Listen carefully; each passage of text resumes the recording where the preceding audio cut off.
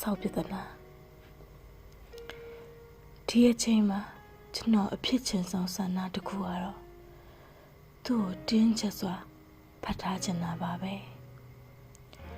သူနဲ့ရွက်လေးကိုအသာအရာဖိကိုက်လိုက်ပြီးသူနာလို့မျက်ရည်ဝဲစိတ်ကောက်တဲ့အခါကျွန်တော်ပြန်ချော့မယ်ပြီးရင်သူ့နှကန်းထက်ကမှဲ့ကလေးအရှောင်ပြေးသွားတဲ့အထိနမ်းပစ်မယ်ဒါပေမဲ့မသေးချာမှုတွေကြီးအပြိုင်အရိုင်ပွင့်ဝင်နေတဲ့တောအုပ်ထဲမှာမျောလင်းချက်တွေတဖြုတ်ဖြုတ်ကျွေလို့နေပေါ်ထူအိမ်တင်ရဲ့ဝေးသွားတဲ့အခါတချင်းကြားလိုက်မိတယ်လို့တကယ်ဆိုသူဟာကျွန်တော်အချစ်ကိုယုံကြည်ဖို့တော့ကောင်းပါတယ်ကျွန်တော်ကခံစားချက်အပြည့်နဲ့ရှာကိုအရန်ချစ်တယ်လို့ပြောလိုက်တဲ့အခါတိုင်းသူကဘာခံစားချက်မှမရှိတဲ့ဆီလီကွန်အယုံမကြီးလို့အေးဆက်တည်ငြိမ်နေတတ်တယ်ရှာမောင်မချစ်ဘူးလားလို့မေးလိုက်ရင်တော့ခေါင်းတွင်တွင်ရမ်းပြီးအဲ့ဒီလိုတော့မမေးပါနဲ့မောင်ရဲ့ရှာမောင်ဒီလောက်ချစ်တာကိုလို့လေးလေးနက်နက်ပြန်ဖြေတတ်တယ်သူကကျွန်တော်အချစ်ကိုမယုံမိမယ်ကျွန်တော်ကိုသိချစ်တယ်ဆိုတဲ့သဘောမျိုးဒီလိုနဲ့ကျွန်တော်ကသူ့ကိုနားလဲရခတ်စွာငေးကြည့်နေမိတာအချင်းချင်းကြာလာတော့ကျွန်တော်သူ့ကိုချစ်တယ်လို့မပြောတော့ပဲမောင်ချစ်တဲ့အတွက်ကျေးဇူးပါရှားရဲ့လို့ပဲပြောပြတော့တယ်လူတွေကအချစ်ရဲ့အဓိပ္ပာယ်ကိုအမျိုးမျိုးဖွင့်ဆိုကြတယ်ရှားယူခြင်းပိုင်ဆိုင်ခြင်းအေးမြခြင်းပူလောင်ခြင်းအိုးစုံနေတာပဲ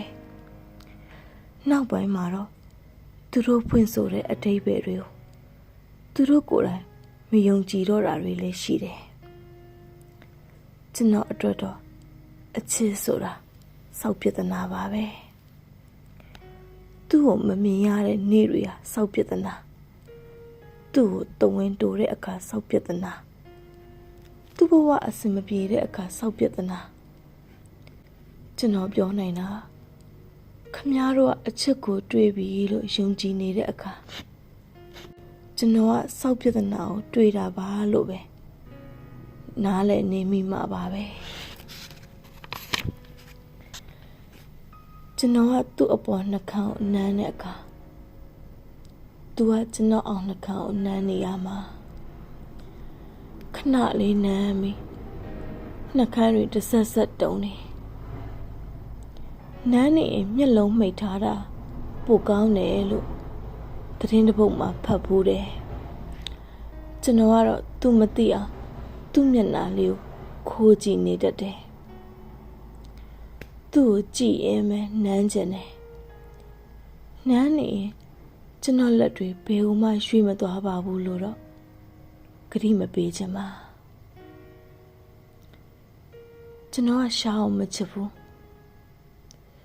ရှားတာအဲ့လိုထင်နေကျွန်တော်သိမှာ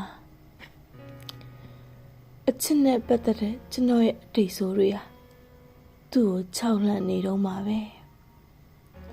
ကျွန်တော်အချစ်ကိုသူမယုံတာတဘာဝကြပါတယ်ဒါပေမဲ့ကျွန်တော်သူ့ကိုသိချစ်တယ်ကိုယ်ကိုမယုံတဲ့မိန်းမတစ်ယောက်စီရှားတဲ့အချစ်ဟာပျော်စရာကောင်းတယ်လို့ထင်ပါသလားတခါတရံပျော်စရာကောင်းပြီတခါတရံသိဝအနဲ့ကြေကွဲဖို့ကောင်းပါတယ်ဒီလိုနဲ့ကျွန်တော်ဟာယုံကြည်စွာအချစ်ခံရခြင်းမျိုးသူစီအငမ်းမရလိုအပ်လာပါတယ်ယုံကြည်မှုမပါတဲ့အချစ်ကရှေခဲမစိမ့်နာတဲ့ဘီယာလိုပါပဲသူဟာရှားမောင်ဒီလောက်ချစ်တာယုံကြည်မှုတွေလိုသေးလို့လားယုံကြည်မှုရှိလာတော့မောင်ကဘာများပြောင်းလဲလာမှမို့လို့လဲတဲ့ကျွန်တော်ကခေါင်းကိုအောင်းငုံရင်းပဲ ပြန်ဖြေမိလိုက်တယ်ထင်ပါရဲ့အနည်းဆုံးတော့ညအတိုင်းမောင်ကိုမှတက်သေးဖို့ကြိုးစားမှမဟုတ်တော့ဘူးပေါ့